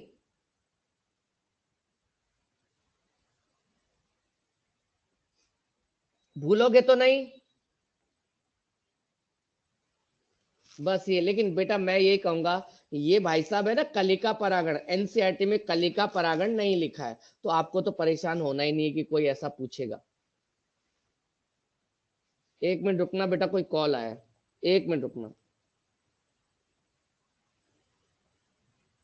कोई कॉल नहीं आया, फालतू लोग परेशान करते हैं। कलिका परागण वापिस बता रहा हूं, मैंने कहा अनुन्मिल्यता में, अंकित, अनुन्मिल्यता में फूल जो है हमेशा कली अवस्था में ही रहता है, कभी नहीं खिलता। कहते हैं ना मम्मा तुमको बोलते कब बड़े हो गए, हमेशा छोटे ही रहोगे क्या, यही बोलते ना। तो अनुन्मिल्यता में भी यही है, फूल कभी खिलता ही नहीं है, हमेशा बड में रहता है। कलिका परागण में क्या होता है, फूल खिलेगा तो सही, खिलेगा तो सही, लेकिन ध्यान देना परागण खिलने से पहले ही हो जाएगा, बड कंडीशन में ही हो जाएगा। तो इनमें खिलने से पहले परागण हो जाता है, और ये नालायक कभी खिलते ही नहीं है। आया समझ में अंकित? ठीक है, चलो। अब ये वाली बात थी, लेकिन बेटा एक एनसीईआरटी ने एक बात बोली है जिसको समझेगा। एनसीईआरटी कह रही है कि जो ऑक्जेलिस है ना, ऑक्जेलिस, कॉमेलाइना है ना, वायोला है ना, इनमें केवल अनुन्मिल्य फूल नहीं खिलते, उन्मिल्य भी खिलते हैं। मतलब ये वाले तो हैं और दूसरे वाले भी हैं। दूसरे वाले का मतलब जो खिलते हैं, न खिलने वाले भी और खिलने वाले भी, दोनों होते हैं। तो न खिलने वाले जो होते हैं उनको तो परागकर्ता चाहिए ही नहीं। क्यों नहीं चाहिए? क्योंकि कली अवस्था में ही परागण हो जाएगा, ठीक है, खिलते ही नहीं है। और जो खिलने वाले होते हैं उनमें परागकर्ता चाहिए। ठीक है, मैं एक बार लिख रहा हूं अपनी बात को, ये पेज हटा दो बेटा।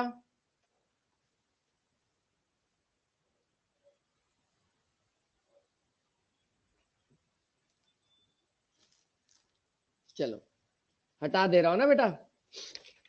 एक की पॉइंट है, वेरी मोस्ट की पॉइंट, स्टेटमेंट मान लो आप।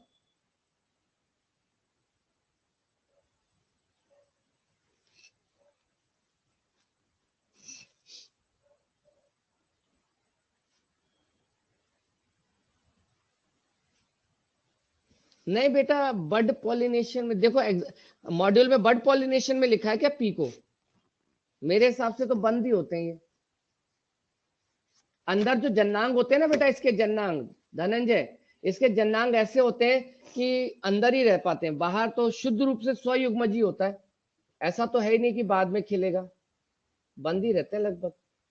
अंदर अंदर वाले होते हैं ना कील, किसी को याद है मटर के अंदर जो होते हैं दल होते हैं 5, सबसे बाहर वाला दल होता है ध्वजक, उसके अंदर 2 होते हैं पक्ष, उसके अंदर 2 होते हैं कील। तो कील ऐसे होते हैं कि अंदर से जन्नांगों को ढक के रखते हैं।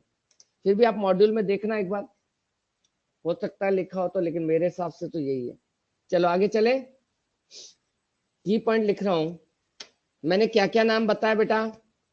मैंने कहा ऑक्जेलिस, वायोला यानी सामान्य पानसी, और क्या नाम बताया? कनकोआ यानी कॉमेलाइना। ठीक है, इन तीनों के अंदर ना बेटा 2 तरीके के फूल खिलेंगे, 2 टाइप ऑफ फ्लावर्स।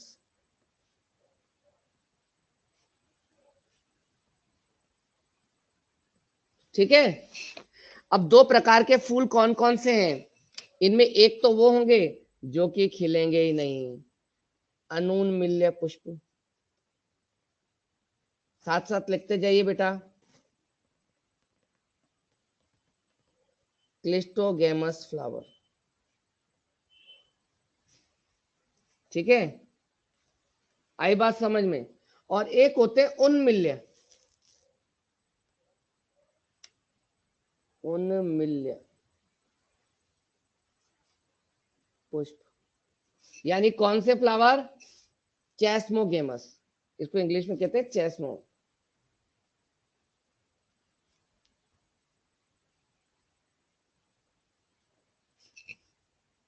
स्क्रीन रुक गई, चल रही है, रुक गई है?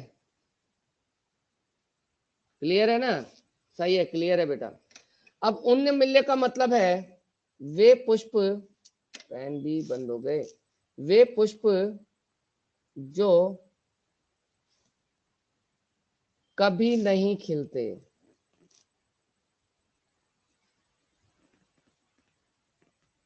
जैसा मैंने बताया, और एनसीईआरटी कह रही है नहीं खिलेगा, इसका मतलब क्या है? एक्सपोज्ड होंगे या नहीं होंगे, तो अपन इसको कहेंगे नॉन एक्सपोज्ड।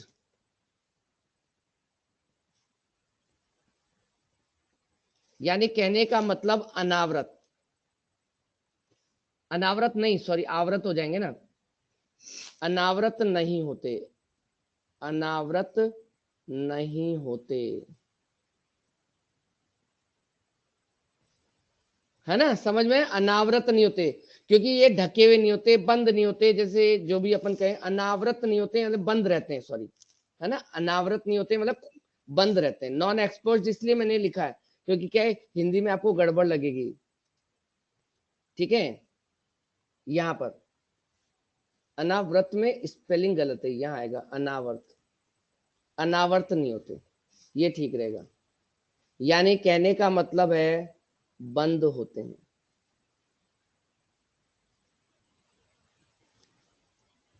ठीक है, हाँ आवृत रहते हैं ये भी चलेगा, आवृत रहते हैं ये भी चलेगा, सही है।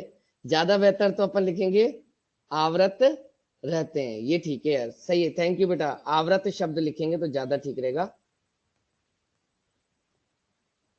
आवृत होते हैं। अब ठीक है, ये ठीक रहेगा ना, बेस्ट रहेगा। आवृत यानी ढके हुए रहते हैं, बंद रहते हैं। और दूसरा, ये वे पुष्प जो सामान्य पुष्पों की भांति, जो सामान्य पुष्पों की भांति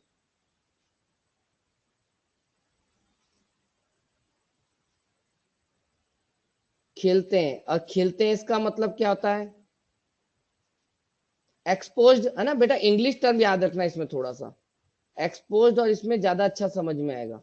ये नॉन एक्सपोज्ड होंगे, ये एक्सपोज्ड होंगे, ये बंद होंगे, ये खिलेंगे, है ना? ये ज्यादा ठीक रहेगा।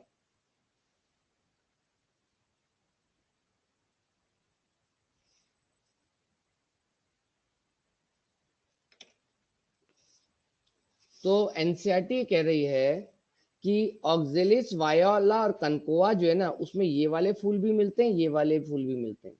ये वाले जो बंद रहते हैं, बंद रहने का मतलब कभी खिलते नहीं है, और वे जो कि सामान्य फूलों की तरह खिलते हैं। जो खिलते हैं वो उन्मिल्य, और जो कभी नहीं खिलते वो अनुन्मिल्य। पहले बताओ दिक्कत है क्या कोई?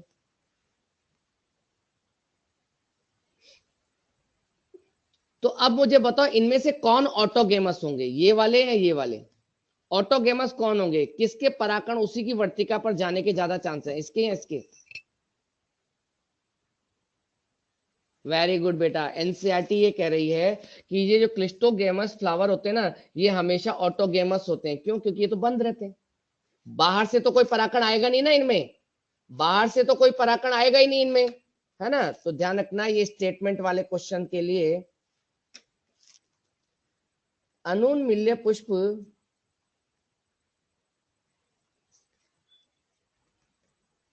हमेशा, स्टेटमेंट वाले क्वेश्चन के लिए हमेशा, अनुन्मिल्य पुष्प हमेशा समयुग्मक यानी ऑटोगेमस होते हैं।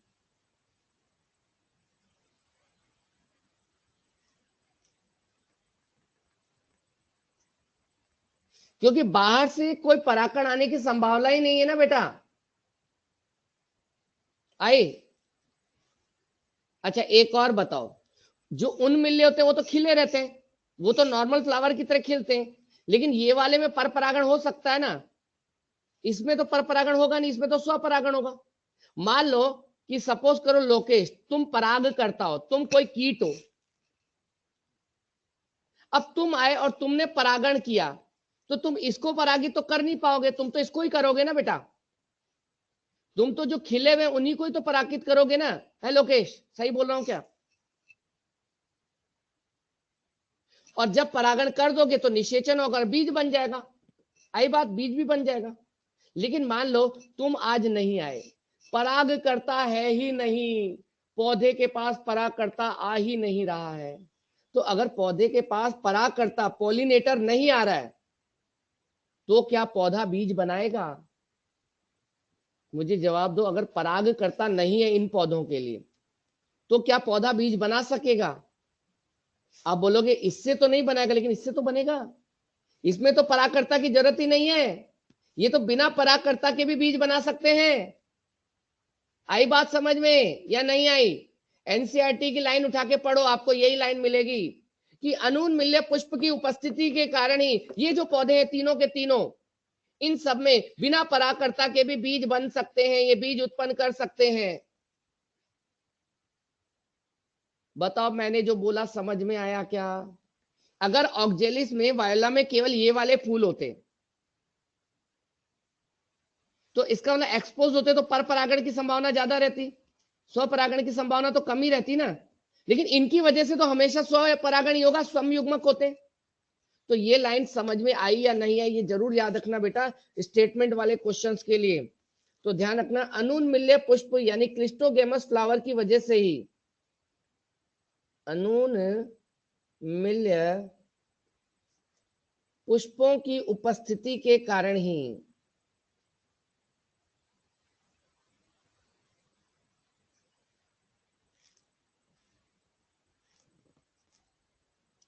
इन पौधों, किन पौधों की बात हो रही है बेटा, कौन से पौधों की बात हो रही है जो मैंने ऊपर लिखे हैं, इन पौधों में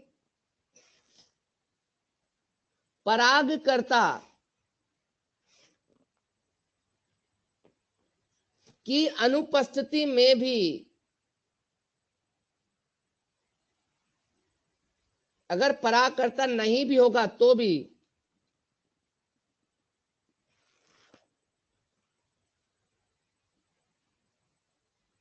बीज उत्पन्न होते हैं। हाँ, फल और बीज दोनों, एनसीईआरटी में फल और बीज दोनों लिखा होगा, है ना। ये फल और बीज दोनों उत्पन्न कर सकेंगे, क्यों? क्योंकि इनमें दोनों कंडीशन है। बिना परागकर्ता के भी ये आसानी से बीज उत्पन्न कर सकते हैं, क्योंकि इनमें समयुग्मक फूल भी पाए जाते हैं, होमोगेमस भी पाए जाते हैं। हाँ, सीड सेट लिखा है एनसीईआरटी में। हाँ बिल्कुल बिल्कुल, एनसीईआरटी ने लिखा है दे प्रोड्यूस सीड सेट, यानी बीज उत्पन्न कर सकते हैं, मतलब वही है बेटा, अपन ने इसको थोड़ा तरीके से लिख दिया।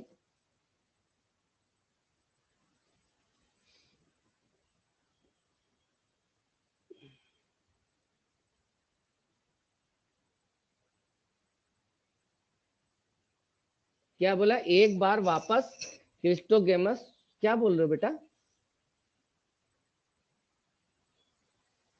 बेटा हिंदी की एनसीईआरटी में देख रहे हो, इंग्लिश में देखो बेटा, इंग्लिश में, समझे? हिंदी में गलत है ना, हिंदी में गलत है बेटा ये हिंदी में गलत है ना। हाँ वापस बता दे रहा हूं, मैंने कहा बेटा प्रतिभा, मैंने कहा ऑक्सिलिस वायोला और कनकोआ में अनून मिल्य भी है, उन मिल्य भी है। अनून मिल्य का मतलब जो हमेशा बंद रहते हैं, यानी नॉन एक्सपोज्ड होते हैं, ढके हुए रहते हैं, यानी उनके अंदर ही अंदर परागण हो जाता है। और उन मिल्य होते हैं सामान्य फूलों की तरह खिलते हैं, जो सामान्य फूलों की तरह खिलेंगे उनमें पर परागण की पॉसिबिलिटी ज्यादा रहती है, एक्सपोज्ड होते हैं। तो ये कहा जा रहा है कि ऑक्सिलिस वायो और कनकोआ में ये फूल भी है, ये फूल भी है, लेकिन इन वाले फूल है ना, क्लिस्टोगेमस फ्लावर जो होते हैं उनकी वजह से ही इनमें अगर परागकर्ता नहीं भी आया तो भी ये बीज पैदा जरूर करेगा। बेटा फरहान इंग्लिश में सही है ना? मैंने बोला चिंता मत करो, सही लिखा है ना?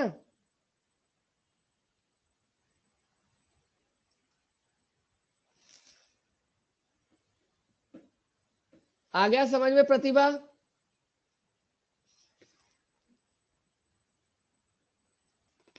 क्या बोल सकते हैं?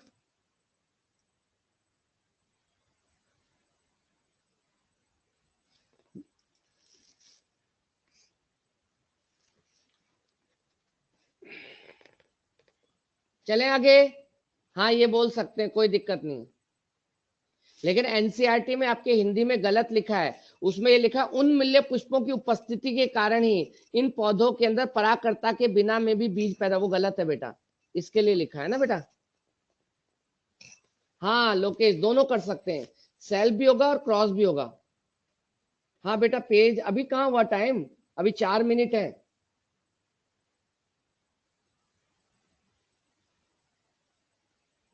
चले आगे। अब आप हेडिंग डाल देना पर परागण के अभिक्रमक, फिर पर परागण के अनुकूलन भी पढ़ेंगे, लेकिन स्टार्ट तो कर देते हैं।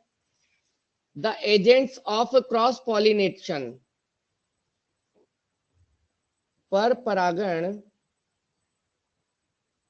कल है क्या क्लास अपने पास?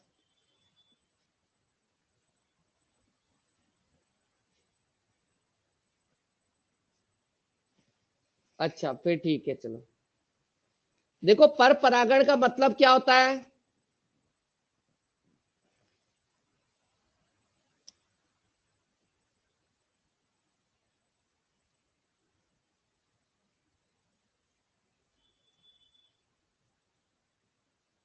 Dear student your botany live class is schedule on tomorrow 11 January. कल 11 थोड़ी है बेटा।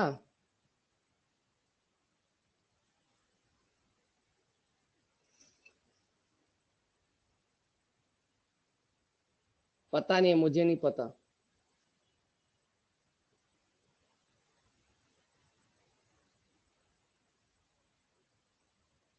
अच्छा कल नहीं है?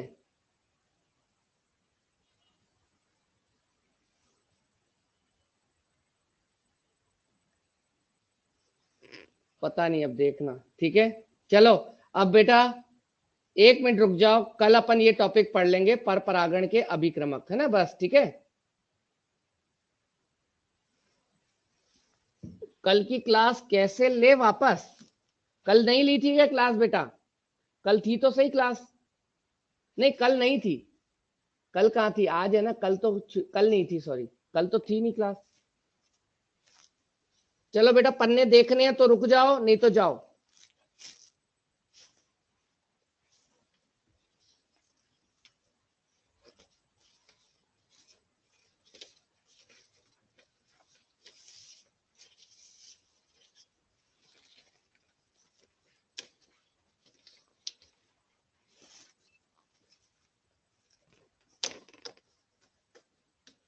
हाँ चलो ये पेज देख लो बेटा।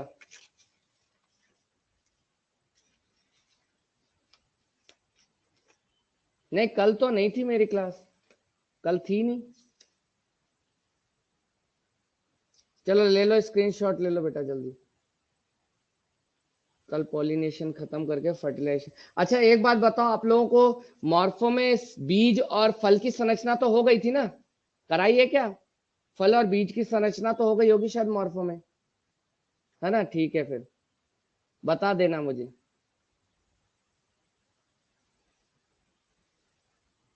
पता नहीं बेटा, कल क्लास नहीं थी मेरी तो, अब पता नहीं कैसे। हटा दो।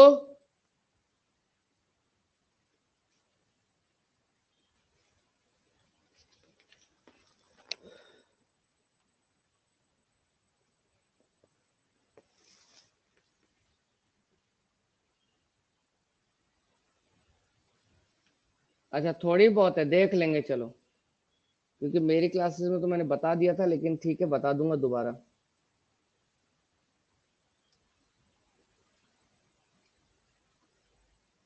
चले आगे। नहीं, हाँ कल तो है ना क्लास।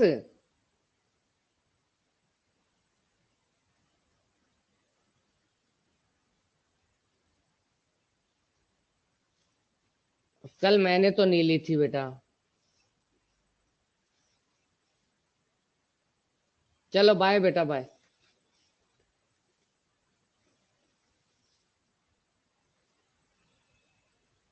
एम्ब्रोसेक का ये रहा ना बेटा, ये रहा।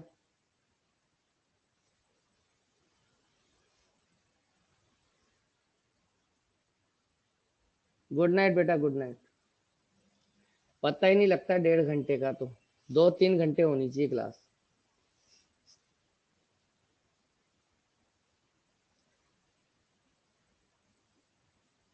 डन। बाय बेटा।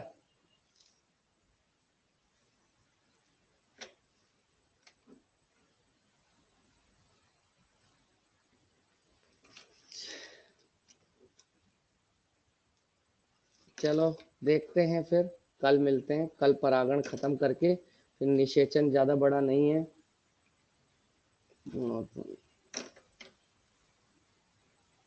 नहीं बेटा, अलग अलग है। एग एपरेटस कहते हैं अंड कोशिका और सहायक कोशिका को मिलाकर बेटा। मानसी, मानस, सॉरी मानस, है ना। अंड समुच्चय का मतलब होता है एक अंड कोशिका और 2 सहायक कोशिका। और जो सहायक कोशिका के जो बीजांड द्वारी सिरे की ओर जो अंगुली जैसे उभार है, वो तंतु रूपी समुच्चय है। ठीक है। ओके।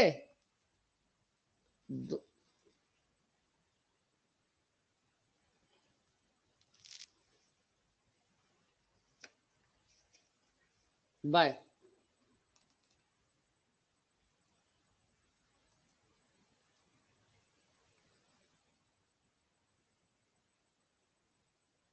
बिल्कुल आएंगे बेटा, बिल्कुल आएंगे।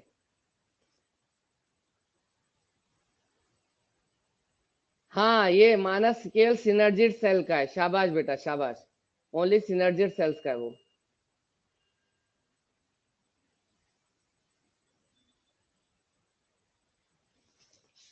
ये दिखा रहा हूँ, रुको, कौन सा पेज बोल रही थी बेटा। ये लो, यही वाला।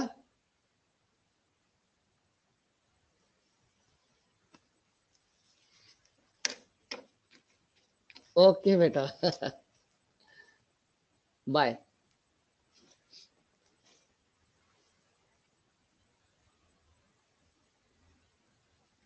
बेटा अगर दोनों हो, सिनर्जिड और फिलिफॉर्म, तो फिर तो एक ही बात हो गई ना। बनाने वाला जो है क्वेश्चन में ऐसा नहीं लिखेगा। सिनर्जिड सेल जो होती हैं वो तो रास्ता देती हैं, और फिलिफॉर्म अपरेटस आकर्षित करता है। क्वेश्चन क्या है वो देखोगे तो पता चलेगा। दोनों के क्वेश्चन अलग अलग बनेंगे। और अगर दोनों कॉमन है तो गलत हो जाएगा ना, फिर तो ज्यादा बेहतर पराग नलिका को मार्ग दिशा निर्देशन देना, तो फिलिफॉर्म आ जाएगा। और अगर कहेंगे कौन से भाग से पराग नलिका अंदर आती है, तो सिनर्जिड आ जाएगा। जैसा मैंने लिखा है वैसा ही।